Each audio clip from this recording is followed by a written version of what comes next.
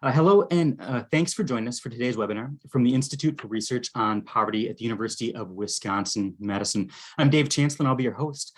Our webinar today is on housing and climate change, and I'm so happy to be able to introduce our four presenters in the order they'll be presenting. So Professor Max Besbris is an assistant professor of sociology here at the University of Wisconsin-Madison. Amy Chester is managing director of Rebuild by Design. Professor Ivis Garcia is an associate professor in the Landscape Architecture and Urban Planning Department at Texas A&M University. And James Elliott is professor and department chair of sociology at Rice University.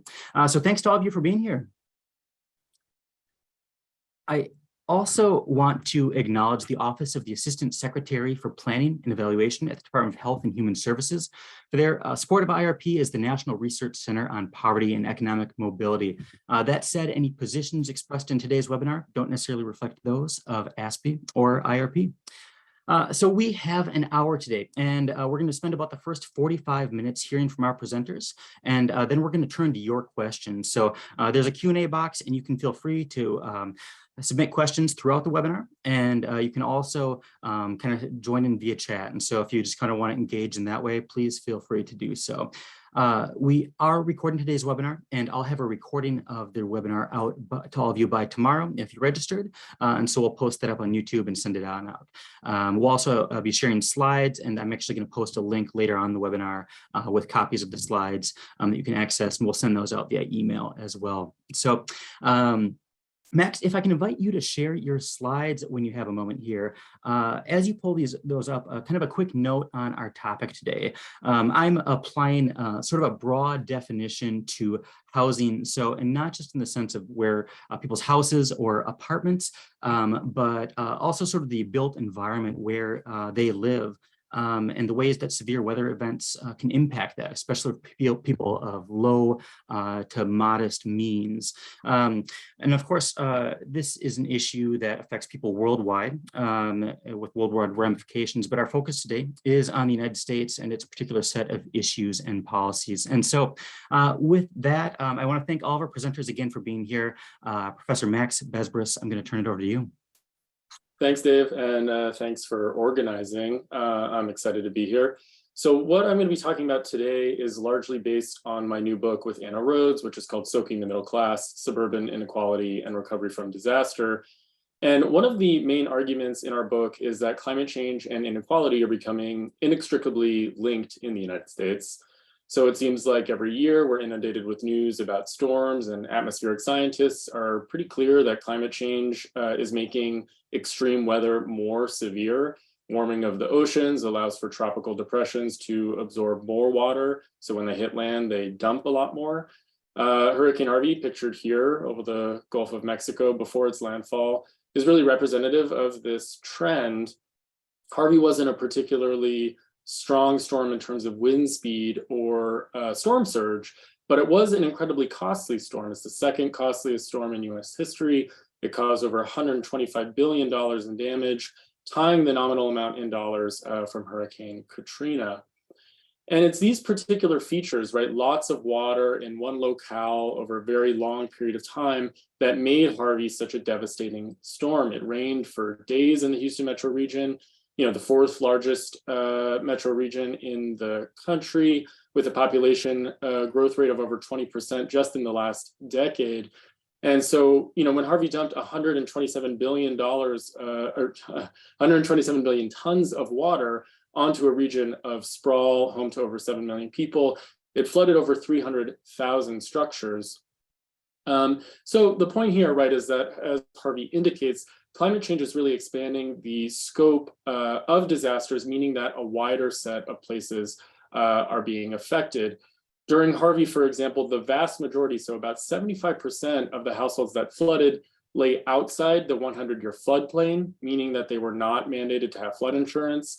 And while poorer households overall were more likely to be affected, the majority of households making over 200% above the federal poverty line in the Gulf Coast region were financially impacted by Harvey. So that's a lot of people, regardless of their class status.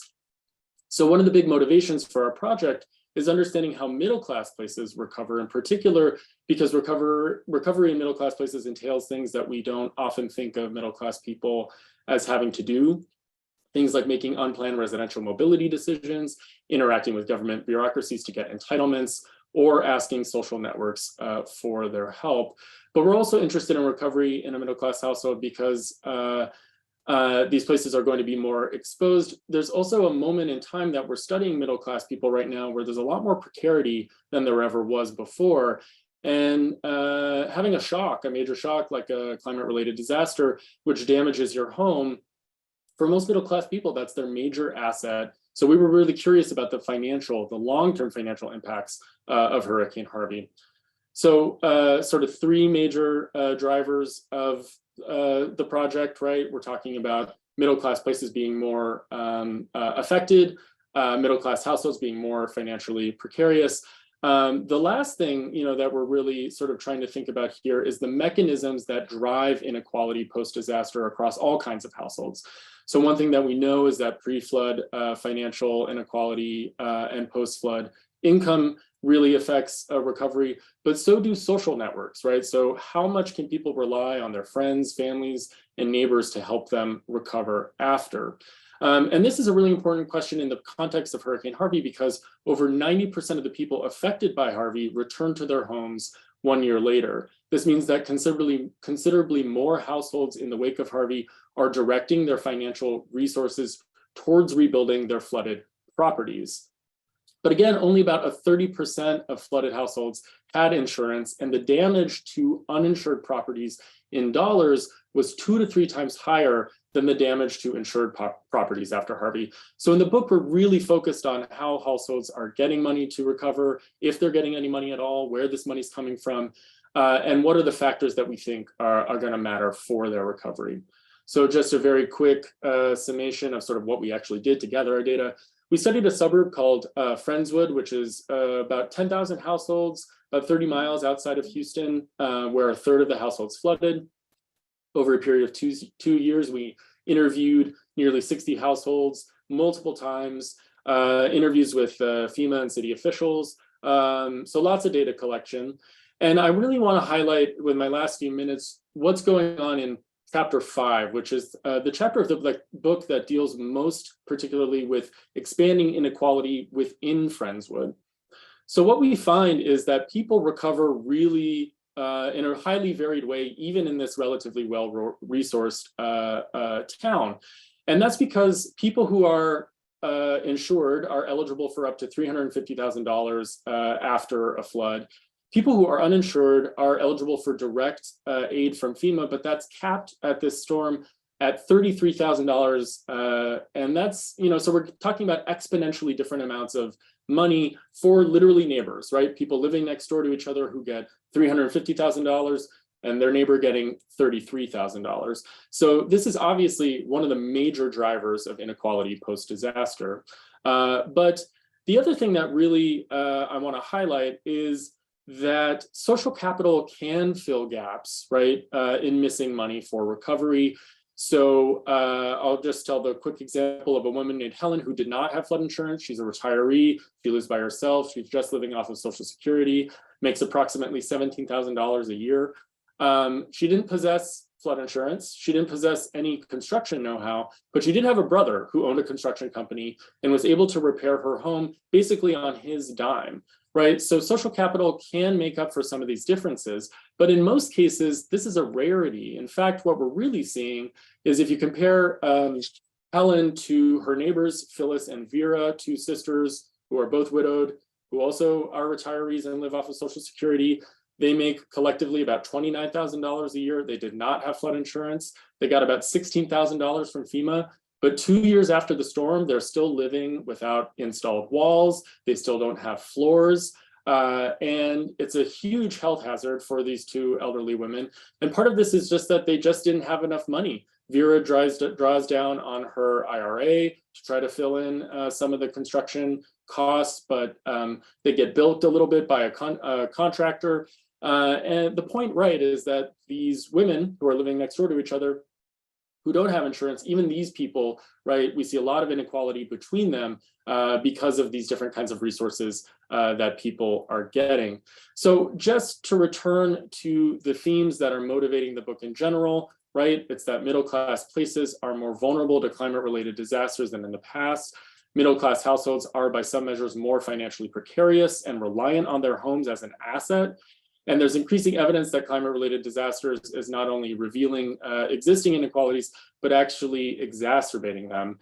So in terms of solutions, and we'll talk about this, I'm sure, more during the Q&A, certainly we don't want affected households to suffer long-term financial, emotional, or health consequences resulting from increasingly likely exposure to climate-related hazards. But at the same time, we don't want to subsidize the return to increasingly vulnerable places, which is really what occurs in Friendswood after Harvey. I think what's clear from our findings is that what we need to do is create some novel policies, and that these policies need to do a much better job of communicating alternative residential options for people, so we don't have these elderly widows essentially stuck in their homes that don't have walls, that don't have floors, for years to come, not knowing if they're ever going to be able to live, to afford to be able to live in a fully built home again. So this also means we need a lot more risk communication. Most people don't actually realize what it's like to live near the water and what it means for their long-term financial health. So why don't I end there and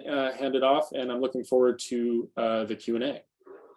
Well, thank you so much, Max. And Amy, if I can invite you to pull up your slides as you get going here. And just a quick note, I hope it's okay to say this, but Amy's been having a little bit of a slowdown with her internet. And so we're going to be patient with her because I've seen her slides and they look great. And so I think they're worth the wait. Amy Chester, Managing Director of Rebuild by Design, thank you so much for being here. Thank you. And it was great to hear Max's first presentation. We work on a lot of the same themes, although we focus on kind of the how do we plan and how could we plan better. Rebuild by Design started after Hurricane Sandy, and we were originally an initiative of HUD, who set aside $1 billion in the disaster recovery funds to rethink how the infrastructure should be in the Sandy affected region. And essentially what we do is we bring world's experts together with local communities and local governments to rethink our communities. And we do that in 3 ways. One is a large scale regional design competitions, which we've done both in the Sandy affected region and the Bay Area. 2 is through innovative processes to address cities' challenges, where a government will come to us or a community group will come to us and ask us to help them solve something, and we create a collaborative process. And 3 is through research and policy. And this is where we got our start. It looks very similar to Max's slide about Hurricane Harvey. This is Hurricane Sandy, and next month will be the 10th, later this month will be the 10th anniversary of Hurricane Sandy, leaving our communities looking like this. 650,000 homes were damaged or destroyed, over 8 million people without power. It was this big aha moment for the United States, realizing that climate change is now here. And what it revealed specifically to us is the interconnection between physical resilience and social resilience. And Max talked about that social network that you have. It literally could mean a life or death situation for somebody who's vulnerable, whether they're vulnerable economically or whether they're vulnerable, kind of because they're older communities or they don't trust government. They don't want to open up the door to their neighbors. It's really a divider in who comes out better off than the others. And of course, we all know that this is going to be happening more and more frequently as our urban population is rising, so is our temperature and our storm intensity. So when Hurricane Sandy happened, what we knew is that we couldn't use all the tools that we used before. Usually what happens when you're rethinking infrastructure or building back after a storm or just building, maybe it's a hospital or a school, you usually know what you want to build at the very, very beginning, and then you back your way into it because you know your budget, you know how many classrooms you need, you know what the date is that you must open by, and you kind of are put yourself in this constrained environment where you could only think about what you can accomplish.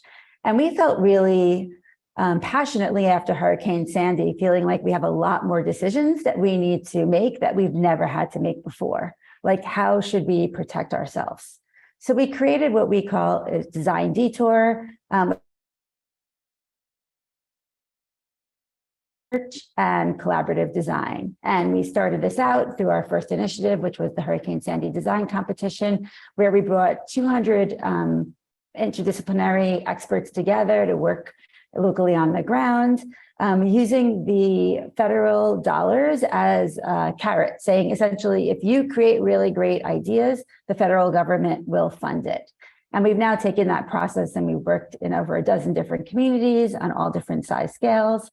And this is essentially how it works. And it can be applied in many different ways. One is that we do collaborative research, and research to us is really walking the streets, talking to community members, understanding what exists already, creating learning events so we're all learning together, and then collectively doing that analysis. And then we move on to design stage, and we could be designing policies or programs or places. And we do that through really understanding who are all the affected stakeholders, who are all the government agencies that might have a say over what we want to build, what are the NGOs that exist, and how do we tap into all that amazing energy? How do we learn from them? And how do we have people come to different types of events? So this is just an example of a project that was done for the Hurricane Sandy competition in the Bronx. And it's a good example of showing how the idea of stakeholders means a lot of different types of people. In this case, it was government and community and industry.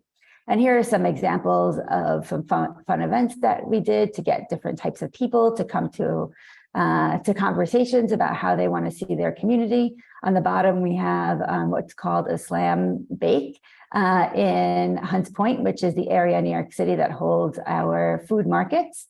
And it was literally a food competition that was hosted by a Food Network star working with communities and the industry there to talk about rethinking the infrastructure. We have another example of one that's focused on small business. And then the one to the right is a bike tour that we did with teenagers up and down the Paquonic River to talk about daylighting rivers and filling in over time. So in the Hurricane Sandy competition, we started out with 5 philanthropic funders and 4 partner NGOs, and we ended up working with over 140 different neighborhoods, almost 20 universities, and over 530 community stakeholder organizations, and many, many government agencies, which is enormous. And it's probably one of the biggest collaboration and engagement efforts that have ever happened. I don't know of anyone that's happened since then that has kind of worked with such a large scale. And if you want to put it in perspective, you can kind of divide it by 10 and have a good understanding of what each design team was able to accomplish in about 9 months. And in the end, the reason why we do it is because we really want to build education and support. We knew that we would leave and these projects would take more than a generation to implement, and that mayors would turn over and funding cycles will turn over. So we really wanted to leave behind a constituency that understood and shared the same values. So at the end of the competition, HUD awarded 7 projects, $930 million, just flipping through 2 projects that have gotten a lot of attention. One is the Big U. There's probably over $2 billion in this project now. The New York City is implementing most of it. New York State, through an agency, is implementing another one. And it's essentially creating tailor-made infrastructure depending on what each of the communities wanted going around the tip of Manhattan. Another project that's completely different is Living Breakwaters off of Staten Island. These are offshore breakwaters that stop the wave action to slow down the erosion. Very quickly, I want to go through a couple of things that we've learned, which ends up really being all of the themes that we incorporate to all of our work going forward. The first is that after a shock, people need a productive outlet for anger.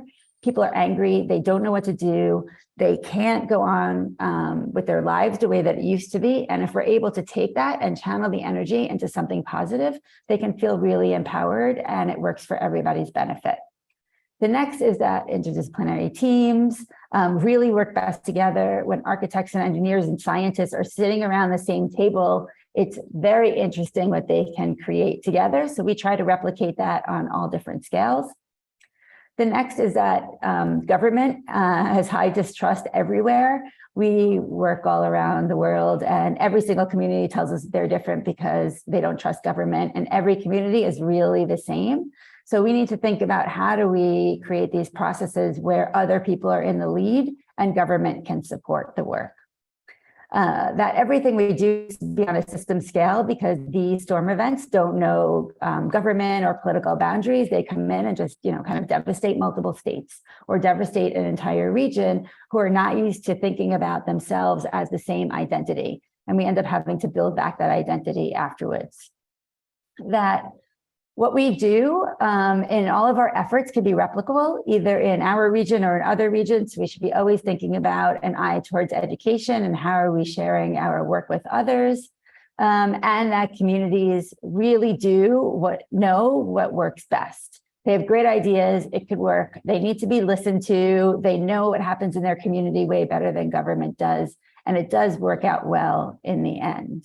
The last one is just that plans change, and we told this to communities at the very beginning, and sometimes it's hard to remember that these projects during implementation are very tough, and sometimes governments or engineers have to change what happens in the middle of it. But as long as you have built that trust with the community and you go back to the community, they will understand it. That is something that did not happen in New York City. And this is just an example of one piece of the big U that the city changed their strategy overnight.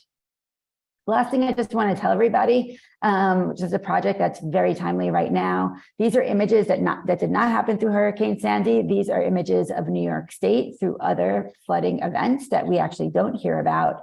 And New York State is an example, and we have data for every single state now of how many disaster occurrences that they've had in recent time. And New York State, every single county had disaster occurrences in the past 10 years, and 60% had more than 5.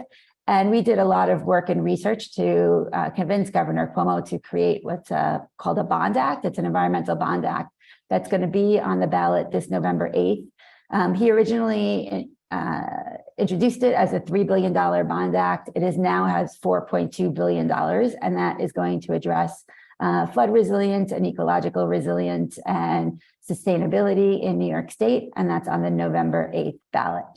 And we'd love to work with other states doing something similar or what works in your state. So thank you very much. Look forward to hearing the other panelists. Thank you so much, Amy. And I'd like to invite Professor Ivis Garcia Zambrana to share your slides. And yeah, I turn it over to you now.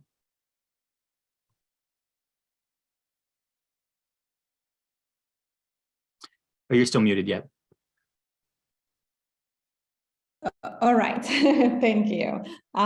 So I also wanted to say that I am an IRP Emerging Poverty Scholar Fellow. So they're like funding some of the work that I have been doing in Puerto Rico. So thank you very much.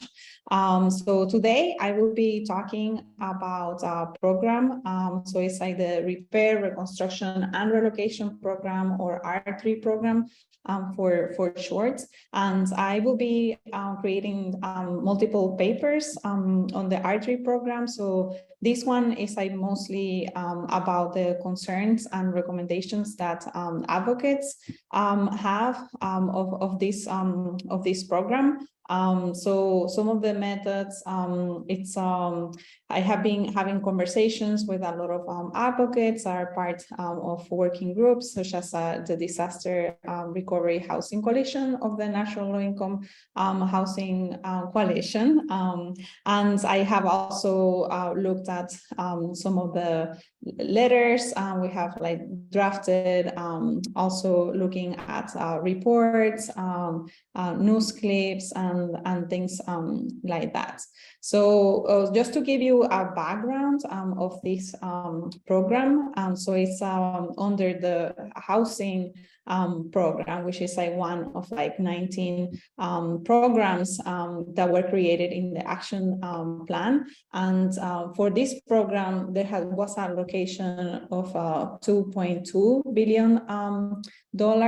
And in this program, it's just two of the people that didn't receive enough like FEMA assistance, or they were still waiting for their homes to be repaired, so they could apply to this program. And there's like a priority that is like given to people that have blue tarps, which there was like still at the time like 30,000 blue tarps. So and there's still a lot of blue tarps in Puerto Rico, even with when Fiona happens. So it's for, again, people that might have like disabilities, low to moderate income households, and just like looking at the process. So you first obviously have to like meet the eligibility requirements, and just go through the damage assessment and the environmental review, look at the duplication of benefits, and then you might be able to qualify for your home to be, again, repaired, reconstructed, or relocated. I have been paying a lot of attention to the relocation in particular, because for the relocation, you actually needed to be in a flood zone, and that's like one of the number one or one of the issues that the advocates have looked at, because about 20% of people in Puerto Rico are in a flood zone. That's a lot more higher than in many places in the United States, because there's so much like informality in Puerto Rico.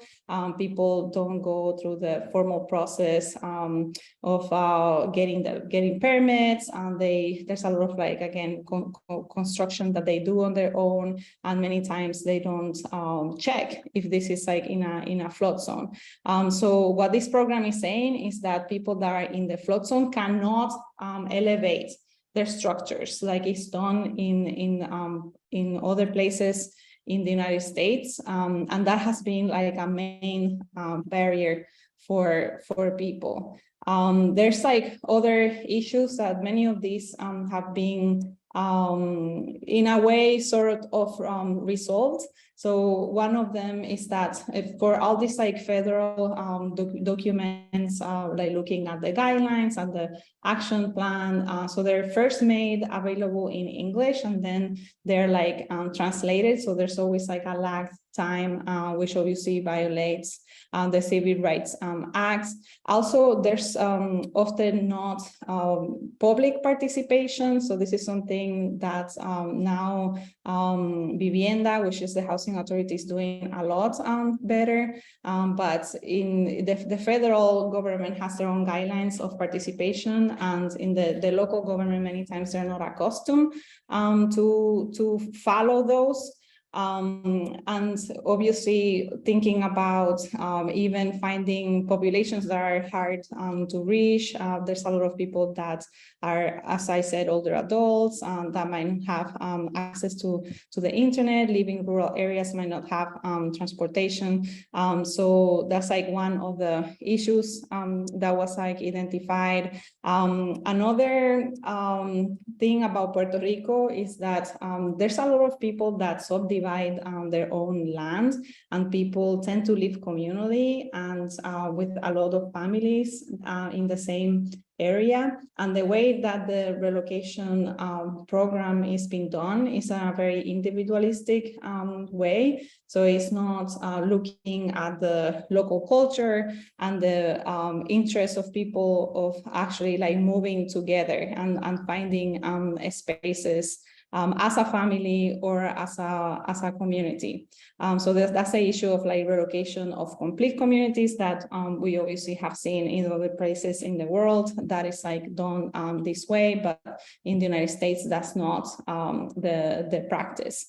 And another issue identified is that the allocation notices and the program guidelines and the action plan, they tend to be inconsistent and have different languages, which creates confusion for people. One of those like main issues is that get people confused is like whether or not you need to have a title in order to be able to apply for this R3 program. So there's some of the program guidelines that or that do not say that, but in the alternative documentation, it's the language that it shows is that's a possibility of demonstrating some alternative documentation, and that has been something that the Disaster Housing Recovery Coalition has been like working in making these like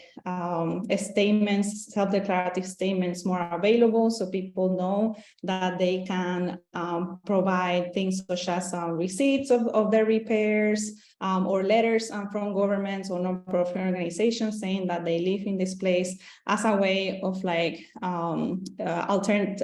show an alternative documentation to the titles. So about 20% of people in Puerto Rico do not have titles. So this is like a huge issue of people, again, being denied to participate in these programs. The other issue is the lack of transparency. There has been a lot of progress actually from Vivienda. They have made a lot of data available, but this was a big effort from the advocates. So today you can go and find more information about the total applications and how many repairs, relocations, and so on. Still more data transparency is needed, because it's hard to tell where the locations, for example, are at. So they have been approved, have people actually being relocated. When I went to Puerto Rico, I actually did a lot of interviews with people that were part of the program, but they were not relocated just yet. So according to, again, advocates and people that I have talked to, we are not sure that relocation has happened. So that's, again, an issue of data transparency.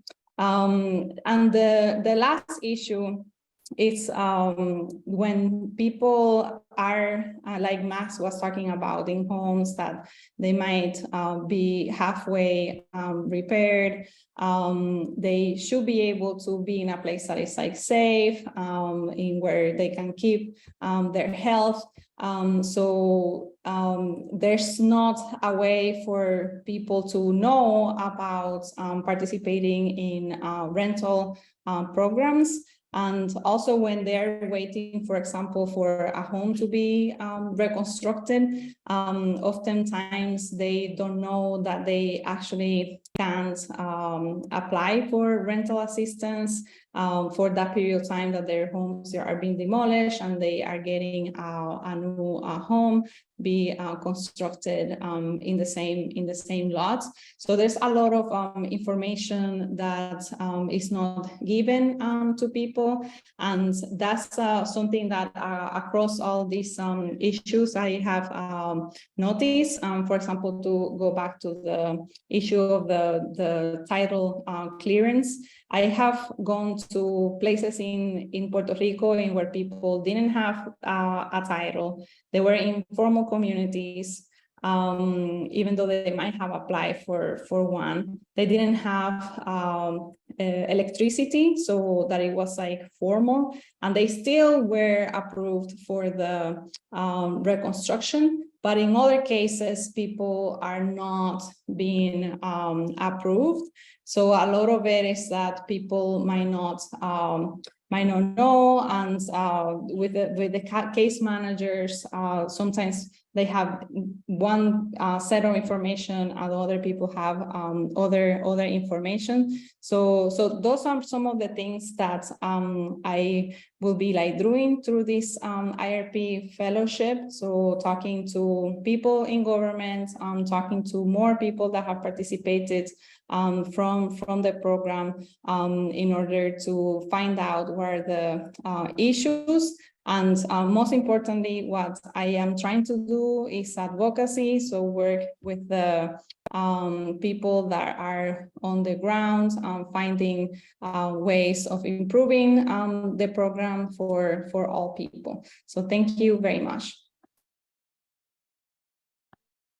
Well, thank you so much, Ivis. And I have questions about implementation later for Q&A. So Professor James Elliott, I'm going to turn it over to you now. Thank you so much for being here.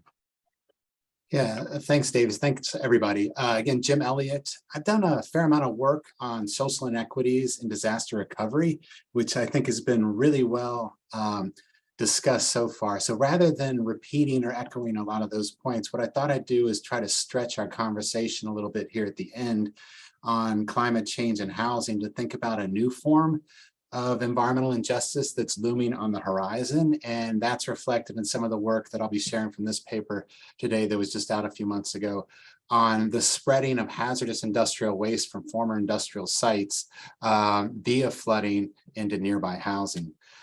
And as my co-authors and I think about this, we really think about it as happening at the convergence of past and present land or environmental transformation. So if we think about the past in this case, we're talking about industrial production that really picked up in the 1930s forward, and really in that process created amazing amounts of hazardous and newly toxic materials. So what most people don't realize is that in addition to creating jobs, a lot of that waste that was created was buried in the land. And that wasn't even recorded or registered until the EPA's toxic release inventory started in the late 80s. And since then, they've registered 75 or 74 billion pounds of these wastes that have been buried on site. And we can only begin to imagine how much was buried before those regulations. And oftentimes this burial of hazardous waste on site happen, just putting in barrels, putting into pits and ponds and just clearing them with dirt. And so as we move towards the future, in this case of climate change, that industry not only buried that waste into the ground, but it also changed the climate in a way that's going to bring more frequent and intense flooding of the sort that we've heard about. And so where these past and future sort of conditions are converging are around current housing and residences. So we're concerned about that, particularly because the residences and the people living in that housing are not oftentimes aware of the hazards that are beneath their soils, in large part because what appears there now are new parks and new businesses, and those old factories are no longer visible. So we're not the only ones thinking about this. In a recent story, an award-winning story by Yvette Cabrera in Southern California, particularly the Barrio Logan area of Orange County, she was interested in the fact that they were finding a lot of health cluster issues and health problems in this town, this Latinx town, but they couldn't figure out what the source was, because there weren't a lot of visible industry or manufacturers nearby that might be producing those hazardous substances. So what she did is she went into the archives and found evidence of many sites operating in the past that stopped operating by the 1970s, before the EPA began registering those hazards. And she calls those lingering contaminated soils the ghosts of polluters past. And so for us, what that showed is that the environmental problem in Barrio Logan wasn't just an environmental problem, it was also an empirical problem of trying to find out where these ghosts of polluters past, or these contaminated soils that haunt communities to this day, are still located. So we wanted to take this research and make it more general. And so what we did is we used some of the same sources that Yvette used, which are these state manufacturing directories. And state governments have produced these since the 1950s as a way to connect and boost local manufacturers in their state. And so here's a sample, an example from the 1975 directory in Louisiana that shows, for instance, data that we can then extract. Shows this is a site that, here's the address. It's been operating since 1928. It's produced a number of hazardous products, including vinyl asbestos. And so we can use these data as we work with machine learning tools to build a database that we can follow over time. And so what we did is we focused on the 6 major industrial sectors that in our local case studies that I'll mention in a minute, but also nationally have been known to really bury a lot of hazardous waste on site in the lands. And so are all the sites that we find through these directories polluted? The answer is nobody knows. but research from the early 90s, shortly after the Superfund Site Act was instituted, went back through thousands and tens of thousands of sites and found probabilities for different sectors that we're looking at in this study. And they show that on average, the probability of hazardous contamination is from 75 to 95%. And if you look at industrial histories, you can also, by each one of these sectors, whether we're talking about manufacturers of chemicals, petroleum, plastics, primary metals, we're really working and depositing a lot of different types of hazardous materials, including not only lead and mercury, but a number of other chemicals that the EPA now considers harmful to health. So with that, what we needed to do is begin to think about where we're going to study these dynamics. And so we wanted to think generally about the problems across the country. So we picked 6 different cities. We got Portland, Houston, New Orleans, Minneapolis, Providence, and Philadelphia. And we've got this database now of these hazardous sites that are likely to be depositing waste on land in the past and are now invisible. They're relics, they're ghosts, they aren't operating at this point. And then what we needed to do was match those data with address-specific flood risk data. And that's where we were able to generously work with the First Street Foundation to get address-specific flood risk projections out to 2050. And so we used their level of the score of 3 out of a scale of 1 to 10 to consider a site to be at elevated flood risk. So with those data together, we got the site data, we got the flood data. Our questions are basically fourfold. How many of these things exist out there since the 1950s and are largely invisible now? Where do they tend to be located? How many people live nearby? And do those sites tend to converge in socially vulnerable or historically marginalized areas? So the first question, how many flood-prone relics are there? So in short, there are 2 answers. There are a lot of them. There are hundreds and thousands in most cities. And second, this number is far in excess of what the Government Accountability Office has identified as key sites of concern from flooding of hazardous sites and facilities in brownfield. So for instance, in Harris County, the central county of Houston, the government report identifies 15 sites, the worst of the worst. We find over 2,000. Where are these flood-prone sites located? Again, the answer is sort of twofold. The first is all over. Here's an example from Houston. We see dots all over. But the second part is we find them also concentrated in specific zones of areas. And if you look at our other 5 study cities, we see the same patterns. Lots of these flood-prone relics are ghosts waiting to transport hazards through flooding, but also concentrated in particular communities. Now we get to the housing. Where is this stuff converging? And so here we see a number of different scales in terms of how you define who lives nearby. So we take the most tight definition, that's the red bar, the pink bar here. Those are the number of people who live in an elevated flood-prone home. By elevated, I don't mean it's elevated itself, but they're at a higher risk of flooding with climate change. They're on a block where their flood risk is elevated, and on that same block, they have a relict industrial site that's also at risk of elevated flood risk. So what we have is the possibility of a direct transfer through water during flood time. So in Harris County, again, we see 35,000 people live in this kind of situation. In Portland, Oregon, 14,000. In Philadelphia, 12,000, and so forth. And if we scale up to surrounding homes and surrounding blocks, we begin to see tens and hundreds of thousands of people potentially exposed to these hazardous wastes as floodwaters carry them out of the soil. So then we did a number of modeling scenarios. I'm not going to bore you with the details, but what we were trying to do is assess what types of populations tended to be most at risk of these new forms of industrial exposure as the ghosts sort of get flooded from a relic site to nearby housing, parks, and public spaces. And so we did a lot of modeling, and we focused specifically on the Center for Disease Control's Social Vulnerability Index. And we used 3 of their themes or components of that in particular: the socioeconomic status of a local block group, or neighborhood, the minority status, which takes into consideration racial composition, English language, mastery, and then housing conditions.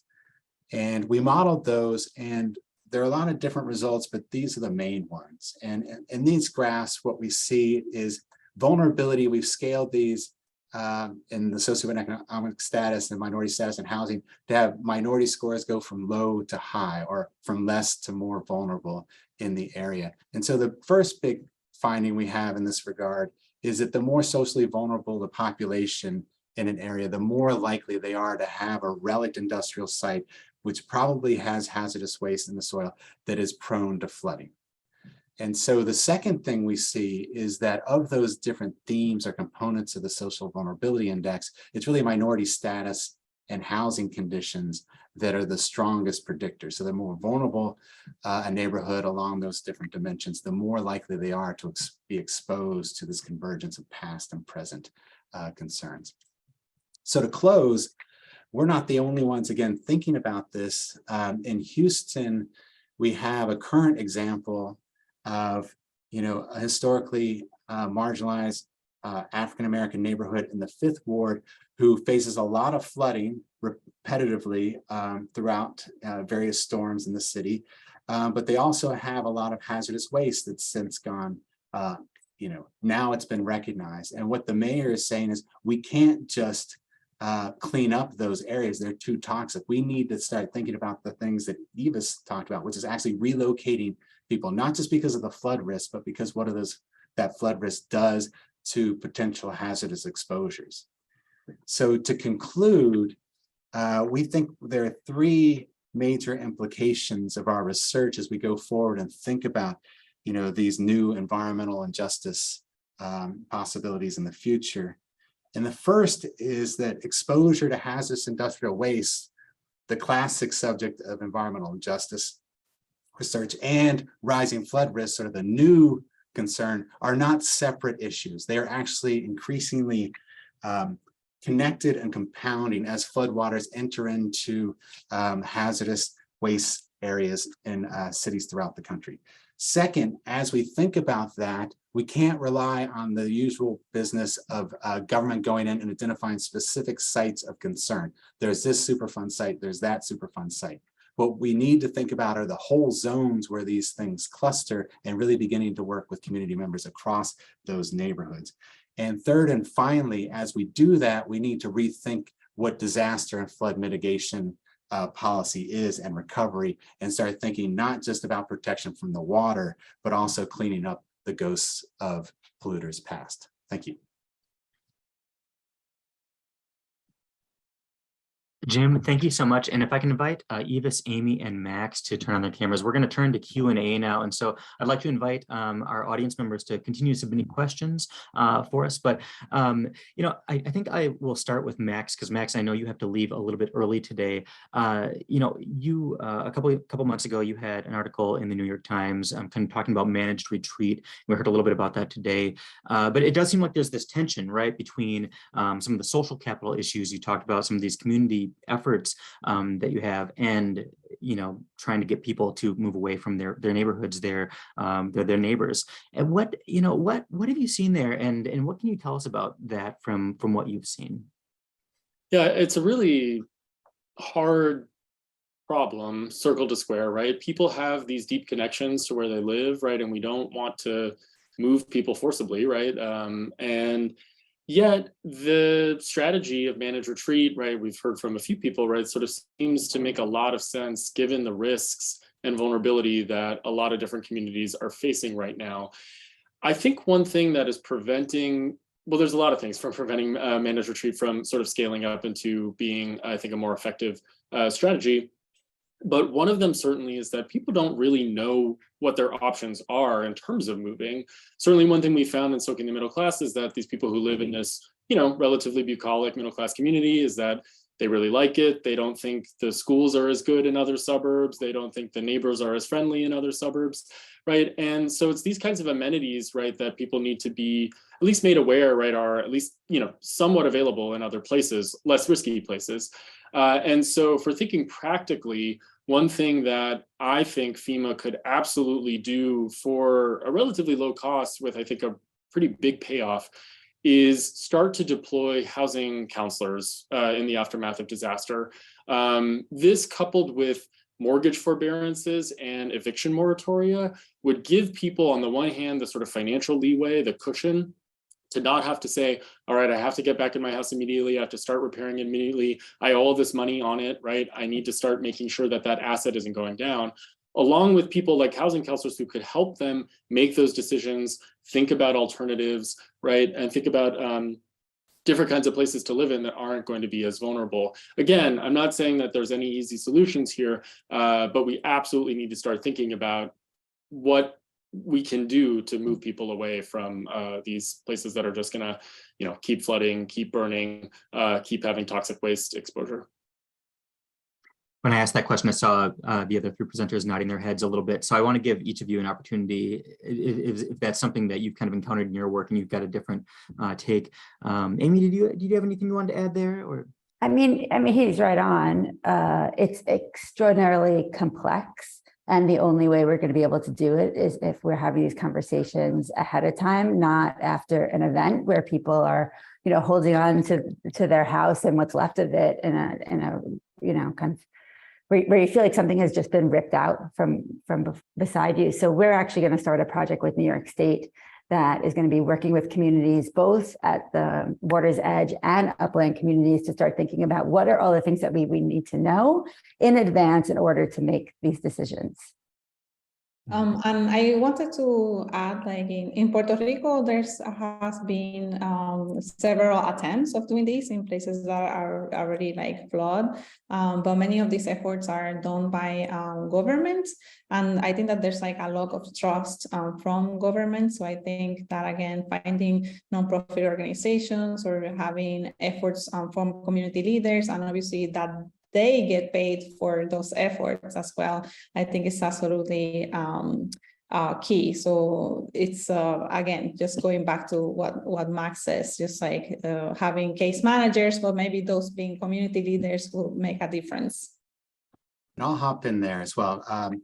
We've done some research here in Houston as well as nationally on buyouts, particularly the FEMA program, which has to be voluntary. And one of the things we find through all this complexity is, I think, getting to some of the points that Max made in his presentation, which is, it is not a push from a place, it is also a pull to somewhere else, right? And unless you know or have a plan where you're going to end up, it's not clear you want to engage in that voluntary relocation. And so we use that leverage to think about the social value of home and the economic value of home. But in Houston, what we found is Houston is the buyout capital of the country in terms of sort of FEMA buyouts, at least. And we are interested in how what looks like the same policy actually gets refracted through neighborhood inequities and the ability to think about where else you might go and the amount of money you might be able to use to move.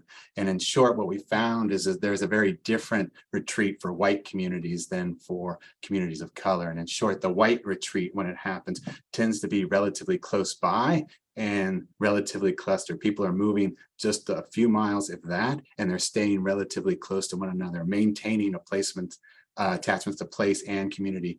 In communities of color, you don't have that. There is a farther diaspora, and so they're farther away from each other. So that has implications for the social capital of the community that stays behind, because in none of these buyout situations is the community itself being bought out. The policy enters in, at least through most of the policy in the US, at the level of individual homeowners who are having to make complex decisions that Max and Amy and Ivis talked about. Thank you so much for all of you for that. As I mentioned, Max does have to leave a little bit early. And so Max, I want to give you kind of, before you leave us today, like what do you want to leave us with? What have you found in your work, and where should we be looking forward here? And we'll jump back to the regular Q&A. Well, again, Dave, thanks for putting this together, and to the other panelists. This has been a really great discussion so far. I guess the thing that I would say for people who are thinking about how to mitigate against downward mobility, right, in the wake of disasters, is there needs to be more, just in general, right? There needs to be more aid, certainly in the aftermath. It needs to last for longer. One thing that we find, in our work is that both in terms of formal aid, but also the kind of informal social networks that people activate in the aftermath of disaster, these things tend to fade pretty quickly. And recovery takes a long time, a lot longer than most people think it's going to. So our sort of timescapes, and Amy sort of referred to this too, when she mentioned that this is something that we need to start planning for before these events happen, right? A lot of our policy right now is super reactive, right? And it needs to be, for lack of a, it sounds jargony, but proactive, right? And so a lot more planning, right, on the scale of working all the way down from the federal government to local municipalities. I know I'm sort of rambling. I guess the one thing that I would, before I do have to leave, the one thing that I would say is we need a much better strategy of risk communication in this country, right? People just don't understand how vulnerable the places that they live are to anything, to flooding, to fires, to the kind of environmental toxins, right, that I think that Jim's work is really pointing to.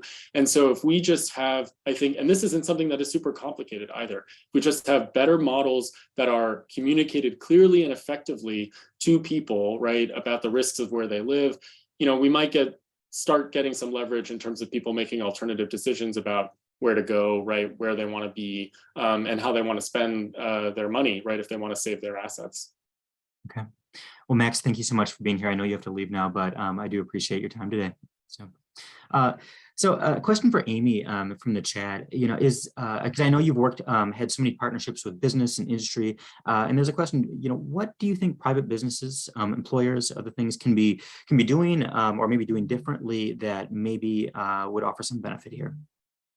I mean, the list is endless depending on how you interpret the question. It could be, what do they need to do in order to survive for themselves? So FEMA has a statistic that gives me chills that it's, if a small business is not open by the 4th day after a disaster, they have a 90% failure rate within 1 year. So think about that after Hurricane Sandy, after Hurricane Ida, it's remarkable how fragile our small businesses are. And that means that there's a rippling effect to their home and their mortgages that they're not going to be able to pay, and what happens to their children when they have to leave. So it's very complicated. So there's definitely a ton of work that has to go into educating small businesses about what they need to do in order to back up their client list and move their inventory off the first ground and things like that. And then there's a lot what they could do as advocates. Small businesses do have a kind of like a bully horn where they get government attention many times, and they could be talking about the types of protections that they want to see in their neighborhood. Most small businesses don't stick around for an evening event with the Department of City Planning or whoever may come to work with the residents, but they should have an equal say as anyone else because they depended on it. And then lastly, yes, I think that small businesses can do housing support depending on what it is, and what they're able to feasibly do, but certainly large businesses can. And thinking about the myriad of incentives that we're going to have to use in order to ask people if they want to leave, maybe that there is some, housing support that they could have if they move closer or more farther away or whatever it might be for their place of work, or transfer to another location for their place of work. So I think there's a lot out there, and I bet the other panelists have their own lists of ideas. I'd like to get some of those lists, and we can certainly jump those some of those sort of at our closing comments. But I do want to ask Ivis, so as you went through in many ways, I think sort of a list of failures of this R3 program and some of these efforts. When from my perspective, many of them seemed. It was unsurprising that some of these efforts were not working well. I mean, I think in some ways this points to maybe a lack of pre-planning, and as we've talked about, we've heard about here. And so, I think from your perspective and what you've learned as you've worked in this program, what sort of things would you emphasize in pre-planning to better reach people like in Puerto Rico, and that have more specific community needs? So I think that's something that already has been effective, is to have the vivienda or the housing authority going to their communities. So at least I have seen with the title clearance program in particular, which is again something completely different from the R3 program. They go to communities, and many times they're like they're invited by community leaders. So it requires, again, community leaders to have the interest of doing that, right? But then the vivienda will go there, and they will provide information for people, and the community self-organized to say, you know, these households will go on this day and these ones in this other day. So it's just kind of like going to people is very important. I also have seen it where the community leaders answer questions, and then you have also housing authority and legal aid as well. So having like nonprofits and people, so kind of like again helping individuals with their issues. So if the housing authority actually did this, like not only when they were invited, right, but going to communities, in particular places that many where there's a lot of informal communities in particular, right, because they're the ones that might have the most challenges, or people that live in rural communities, a lot of like older adults. I think that will be a huge step forward. We are at the hour here, and so really quickly, if you will, I'm hoping that each of our presenters can give us kind of a parting thought. You know, what in your work do you think is really important for us to pay attention to, or what have you not said yet that you'd like to? And so, Amy, would you start us off? I mean, sure. I think we need to normalize discussions about this. We need to be taking it back to our family and friends and asking people, you know, what are we going to do when climate change hits, talking about what happened in Florida or in Puerto Rico, and kind of getting across the message that we all have a responsibility to change our practices, and also to help government change their practices. Okay, thank you so much. Ivis? So something I have seen a lot with like agencies is like trying to emphasize equity and saying we're going to remove these barriers. But then in the implementation, I feel that that's where a lot of people are either not aware what were the policy changes or things like that. So I think that, again, just being able to implement some of like the things that we said in terms of equity at the agency level is going to be a great way to achieve equity. Okay, thank you. And Jim, what do you want to leave us with? Right. I would just say that it's interesting that it's climate change and housing, but most of us came at it through the lens of disasters, and that's understandable. And so I think all of us are sort of pointing to the fact or the notion that the real disaster happens after the disaster. It's in how we recover. And so we need to think about these issues, how we do it smart, bring in lots of different people from the ground up, but also, as Ivis said, from the top down. So some of the research that all of us have been doing has been implemented or sort of taken into consideration by the National Advisory Council of FEMA to actually put equity front and center as a legitimate concern. And so now that that's there, the hard work of peeling back the various programs, you know, in FEMA alone, there are these major programs. So each one is going to have its set of issues. So we need to keep on it. And I think we've got a foothold. People are listening, so I appreciate it. Okay. Jim, Amy, Ivis, thank you all so much for your time. And also thanks to Max, who has left us. But again, I'll be sending out a recording to this later on.